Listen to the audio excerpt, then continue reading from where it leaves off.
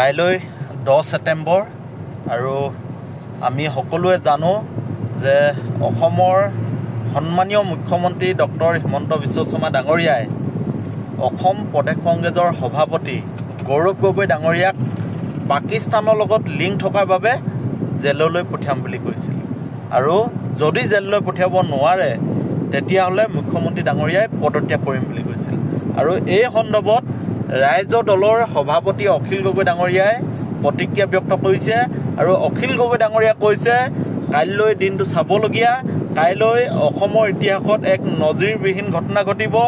কাইলৈ হয় গৌৰৱ গগৈক গ্ৰেপ্তাৰ কৰা হ'ব নহয় মুখ্যমন্ত্ৰীয়ে পদত্যাগ কৰিব আৰু এই দিনটো চাবলৈ অতি আগ্ৰহেৰে বাট চাই আছো বুলি আজি সংবাদ মাধ্যমৰ সন্মুখত অখিল গগৈ ডাঙৰীয়াই প্ৰতিক্ৰিয়া ব্যক্ত কৰিছে আমি সকলোৱে ৰৈ আছো যে 10 ছেপ্টেম্বৰত অসমৰ মুখ্যমন্ত্ৰীয়ে এটা এটম বোমা ফুটাব আৰু সেই এটম বোমাত গোটেই অসম কঁপি যাব ভূমিকম্প হ'ব এই বুলি তেওঁ কৈছিলে নহয়নে নহয় আৰু তেখেতে কৈছিলে যে তেখেতৰ কথা যদি মিছা হয় তেখেতে পদত্যাগ কৰিব মুখ্যমন্ত্ৰীয়ে পদত্যাগ কৰিব গতিকে কাইলৈ দুটা ঘটনা ঘটিব বুলি ৰৈ আছো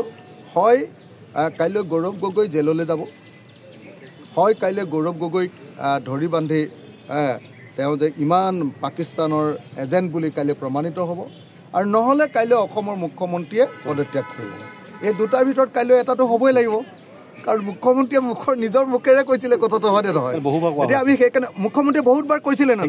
কমেও 100 বাৰমান কৈছে হয়নে নহয় কওক গতিকে যদি এজন মুখ্যমন্ত্ৰীয়ে দেশকে মিছা কথা কয় যে তেওঁৰ ওচৰত যিটো বোমা আছে সেইটো এটম বোমা নহয় এইটো ফাকা ফটকা যদি ফাকা ফটকা হয় তেতিয়াহ'লেতো মুখ্যমন্ত্ৰী একদম মিছলীয়া বুলি কাইলৈ প্ৰমাণিত হ'ব আৰু যদি